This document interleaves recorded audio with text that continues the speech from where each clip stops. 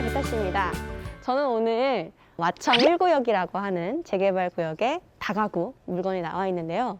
저희 부지런 스터디에 어떤 분이 투자를 하신 물건인데요. 30년이 된 그런 다가구입니다.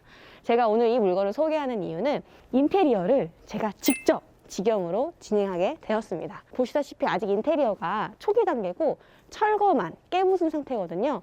그 과정을 좀 설명드리고 다음 영상에는 이 물건을 진행하는 인테리어 과정에 대한 설명을 드리도록 할 테니까 오늘은 구경을 좀 해보시죠. 보시면 보통 이런 다가구는 주인 세대가 맨 위에 있고 아랫집에 새를 놓는 집들이 여러 개가 있기 때문에 이곳은 원룸, 지하, 1층, 2층 이렇게 있다고 보시면 되고 지금 딱 중간층에 있는 1층이라고 보시면 됩니다. 철거를 해놓은 상태라서 이런 벽돌들이 노출이 되어 있죠. 원래 인테리어 과정은요, 철거를 싹 다 하고요. 그 다음에 샤시가 들어오고 문이 들어와요. 예를 들면 문은 방문이 있고 방화문 등이 있잖아요, 현관문이. 틀을 잡아놓고 그 다음에 주변부를 깨끗하게 정리를 해주시는 목수분이 시공을 들어오게 됩니다. 물론 목수분이 들어오시기 전에 불빛이 있어야 되니까 전기 배선 작업 등으로 콘센트나 전등을 빼야 될 곳들을 작업을 하죠. 제가 여러분들께 골조만 남겨진 상태에서 그 모습을 적나라하게 보여드리고 싶었어요. 제가 실제로 턴키도 아니고 DIY라고 하는 셀프도 아니기 때문에 직영으로 사람을 구해서 제품을 사서 이렇게 진행을 하려고 하거든요. 물론 제 노동력은 들어가지 않지만 이 엄청난 스트레스와 이 스케줄 관리가 들어가야 되는 막대한 작업이긴 합니다.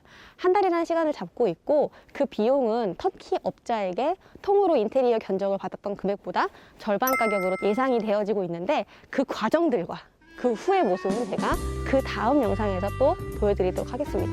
그럼 이 물건을 투자하신 분은 왜 이 마천 1구역이라고 하는, 그것도 빌라도 아니고 이런 오래된 30년이 넘은 다가구를 투자하셨을까요? 여러분 흔히 이런 곳들은 세가 그렇게 막 높지 않다라는 걸 여러분도 아시고 있을 거예요. 실제로 빌라 같은 경우에는요, 투자금도 좀 적게 들어갈 뿐더러 대출도 잘 나오고 세입자도 잘 구해지는 편입니다.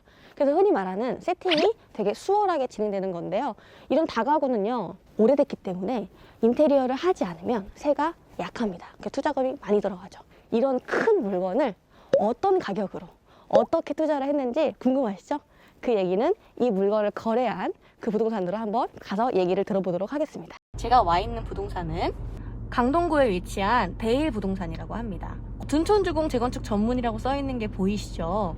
재개발 재건축 투자를 30년 넘게 해오신 분이 운영하는 부동산이기 때문에 얼마나 많은 얘기를 들려주실지 기대를 한가득하고 들어가 보겠습니다. 마천 뉴타운에 대해서 간략하게 소개를 좀 부탁드리고 싶습니다. 거연 마천 뉴타운은 송파구의 유일한 뉴타운이죠. 서울권 내에서도 강남, 서초, 송파의 마지막에 뉴타운이라고 보는데 거연 마천이 위로는 가밀지구, 아래로는 북이래, 그 다음에 위래, 또 성남까지 연결된 하나의 벨트가 될 거예요.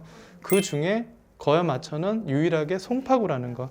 자, 아파트 단지 내 자연형 하천이 오픈돼서 개울물이 흐르고 시냇물이 흐르고 뉴타운이 돼서 DH급으로 올라서고 주변에 연결되는 강남권의 가장 핵심 지역인 삼성동 라인 쪽에 직간접적으로 연결이 된다. 송파에서 A급은 아닐 거예요. 이 A급 지역을 제외하고는 송파에선 여기도 명실상부한 주거타운이 된다는 거.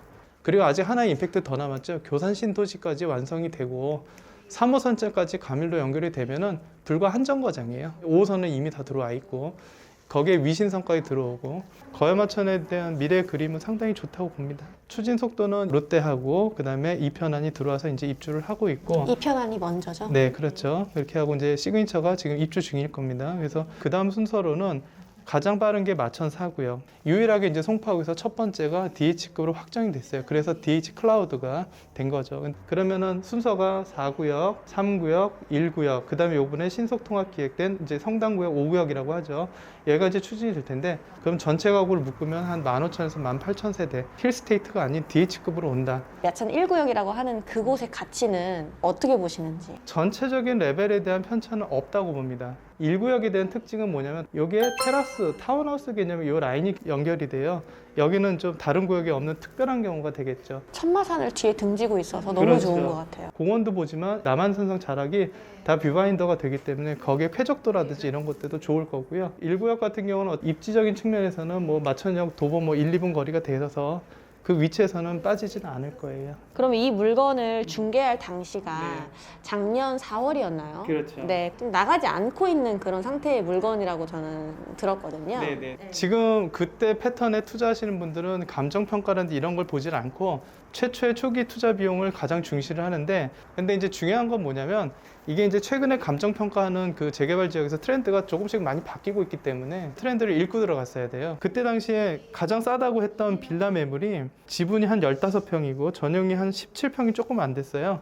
그게 전세 1억 7천에 매가가 9억 5천이었어요. 그러면 투자금 자체가 그럼 거의 뭐 7억 한 8천 정도? 근데 그때도 이게 간평이 그래도 높은 수준에 들어갈 수 있어서 괜찮았던 물건 중에 그 하나였어요. 간평이 4억 초반대고요. 네. 그럼 이 물건 제가 있기로는 네, 네. 8억 천에 거래됐다고 이게 왜냐면 했는데요. 전세가 네, 너무 약했. 워낙, 왜냐면 오래된 그 말 그대로 다가구다 보니까 이거 전세 못 넣는다 이런 얘기 나올 정도였으니까. 그러면 그 당시에 다가구 예상 간평 그래도 제가 뽑아보기로는 이 정도면 한 3억 5천 정도는 가겠다. 더 잘 나와져 버리니까 엄청 잘 나와요. 할 말이 없는 거예요, 제가. 그러면 그때 당시에 빌라가 간평이 잘 나왔다고 한 것이 4억 초반에 나왔단 말이에요.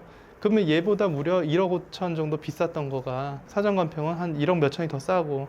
근데 이제 이런 매물 지금 살려면은 아무리 못 줘도 한 13억 선? 13억이요? 네, 그 정도 돼야 될 거예요. 근데 전세가 문제긴 하죠. 그쵸. 근데 그래서 전세 제가 플랫폼은 어떻게 짜냐 달라지겠죠. 그러니까 그 플랫폼을 짜기 위해서 제가 지금 인테리어를 대리해서 네. 직영으로 하고 있는데 네, 올 수리를 하게 되면 4개의 호수 어떻게 보시나요? 글쎄요, 만약에 전체 수리하게 되면 워스트로 잡아도 한 3억 5천 이상, 플렉서블하게 잘 논다 하면 한 5억대까지도 보는데. 마천 1구역에 투자 가능한 물건이 있다면 네. 그 아이의 실투금과 네. 이제 총 매매가에 대해서 한번 얘기해 주시겠어요? 최근에 이제 어쨌든 작년 연말 이후에 시장이 좀 죽으면서 현재 금매라는 하나의 물건이 있어요. 네. 원래대로 얘기하면 11억에 팔려야 될 건데 12억에도 팔릴 물건인데 여차하면은 10억 7천에서 10억 5천까지도 해볼 수 있어요. 사전 간평 금액이 한 5억 한 6,500 정도 나왔어요.